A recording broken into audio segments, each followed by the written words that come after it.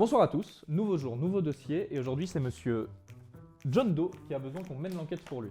Il se plaint d'une disparition. En effet, l'une de ses vidéos a subitement, sans prévenir et sans laisser de traces, disparu de la plateforme YouTube sur laquelle elle vivait paisiblement. Attends quoi? Attends, c'est vraiment ça notre travail? Bon, j'ai rien compris, on part en recherche d'infos.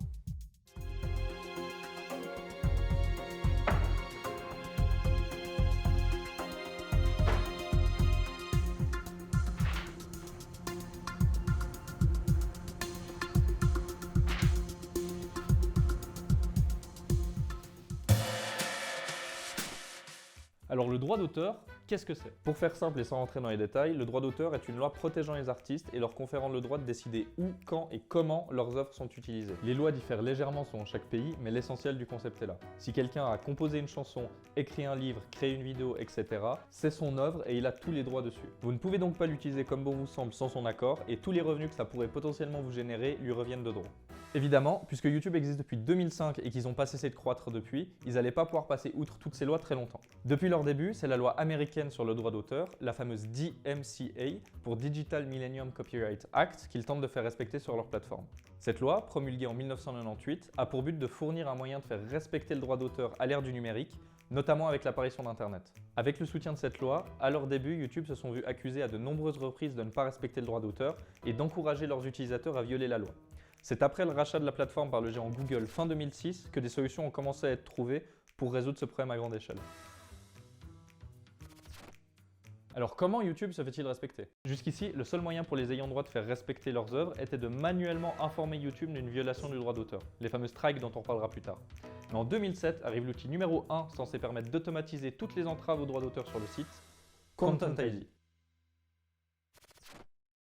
Le système est simple. Les entreprises ou les particuliers qui possèdent les droits d'une musique, d'un film ou de quoi que ce soit placent leurs œuvres dans la base de données de Content ID et pour chaque vidéo publiée sur le site, il va scanner la vidéo et essayer de trouver une correspondance entre sa base de données et l'image ou le son de la vidéo.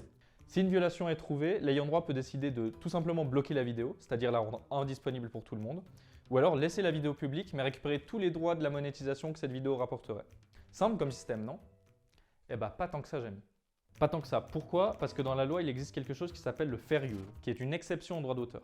Le fair use, qu'est-ce que c'est? C'est une loi qui permet d'utiliser du contenu soumis au droit d'auteur sans avoir l'accord de l'ayant droit. Ça ne concerne que quelques cas spécifiques qui sont la critique, l'enseignement, l'information journalistique et la parodie. Alors le fair use et la question de sa pertinence ne sont pas une science exacte. Les critères qui permettent de déterminer si oui ou non une vidéo est légitime sont toujours soumis à débat, mais l'important c'est que cette loi existe et donc qu'il faut en prendre compte. Il en dit quoi Content ID du fair use? Il s'en fout. Et c'est là que le bas blesse. Content ID n'a pas les capacités de déterminer si une vidéo est légitime et pertinente ou si c'est une utilisation illégale. Alors comment on fait? Eh bien YouTube nous permet, en tant que créateur, de faire appel si on pense qu'un claim n'est pas justifié. Ça permet de demander à un œil extérieur à l'affaire de juger la vidéo et de voir si elle est légitime ou illégale. Pas mal, non? Et bien la cerise sur le gâteau de ce merveilleux système, c'est que l'œil extérieur qui doit juger la vidéo, c'est l'ayant droit lui-même, celui à cause de qui la vidéo a été claim à la base. C'est merveilleux. Donc si vous voulez poster une vidéo sur YouTube, il peut être intelligent de d'abord la publier en non répertorié, histoire de laisser Content ID passer dessus une fois et que vous sachiez si vous allez être claim ou non. Pour info, une vidéo en non répertorié ne s'affichera ni dans les résultats de recherche, ni dans les recommandations, ni sur votre chaîne YouTube. Il ne sera disponible que auprès des personnes qui ont le lien de la vidéo. Mais c'est pas tout, au moins si une vidéo est claim par Content ID, il n'y a que cette vidéo qui est affectée, alors que si c'est un strike, c'est beaucoup plus coton. Un strike, c'est quand quelqu'un signale manuellement votre vidéo. Ça concerne en général les vidéos qui violent les règles de la communauté de YouTube, donc ça concerne en gros les vidéos illégales, les vidéos violentes ou même des violations au droit d'auteur que Content ID n'aurait pas détectées. Et si l'une de vos vidéos se fait strike, c'est un peu le bordel. Vous avez jusqu'à 4 strikes. Au premier strike, la sentence c'est un mail. Jusqu'ici ça va, c'est juste de la prévention. Si vous recevez un nouveau strike dans les 90 jours, vous ne pourrez plus poster de vidéo sur YouTube pendant une semaine. Rebelote, si vous recevez un nouveau strike dans les 90 jours après le dernier, la sentence monte à 2 semaines. Et si vous recevez un 4e strike, votre chaîne est purement et simplement supprimée de la plateforme. Bon bah pour revenir à l'affaire, je pense que c'est assez simple. La vidéo n'a pas respecté les règles de YouTube et par conséquent, elle a été supprimée de la plateforme. C'est cruel mais ils sont dans leurs droits. Si par exemple on publie un extrait d'un match de foot qui appartient à une chaîne de télévision, le contenu va être automatiquement détecté par Content ID qui va prendre des mesures en fonction du souhait de l'ayant droit. Par exemple, ici, la vidéo a été interdite dans le monde entier. Un exemple un peu plus concret est celui de Nintendo, qui ont à de nombreuses reprises fait parler sur internet à cause de leur politique de claim et de copyright. Même s'ils ne claiment pas systématiquement toutes les vidéos comprenant des images d'un de leurs jeux, ils sont assez sélectifs quant au contenu qu'ils acceptent et ceux qu'ils descendent. Par exemple, ils n'ont aucun problème avec les vidéos de type Let's Play, qui montrent un joueur en train de jouer à un de leurs jeux, mais ils sont beaucoup plus tatillons avec des vidéos qui montreraient des bugs ou des hacks d'un de leurs jeux, parce que selon eux, ça dénaturerait leur vision originale et ça montrerait une mauvaise image du produit. Et quand il s'agit de musique en provenance d'un de leurs jeux, boum. Mais si la politique de Nintendo est sujette à débat, ce n'est que la face visible de l'iceberg des dérives de YouTube. Parlons du meilleur ennemi de Nintendo, Sega.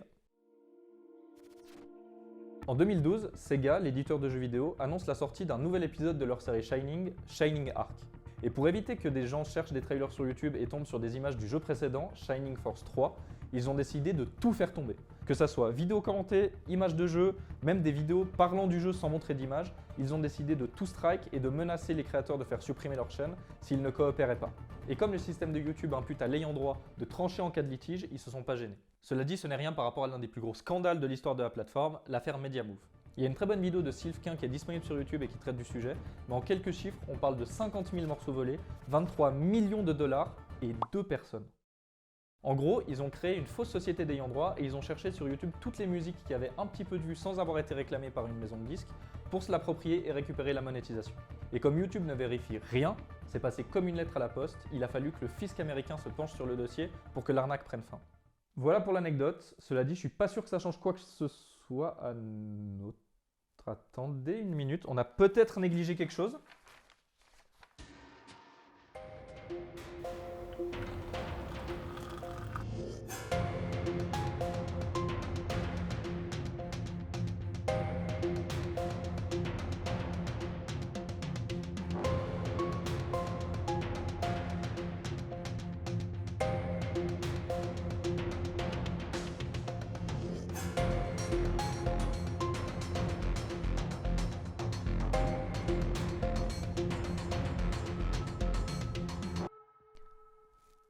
Oh mon Dieu, mais bien sûr, mais cette vidéo aurait jamais dû être supprimée. Mais c'est un coup de... Qu'est-ce que c'est ?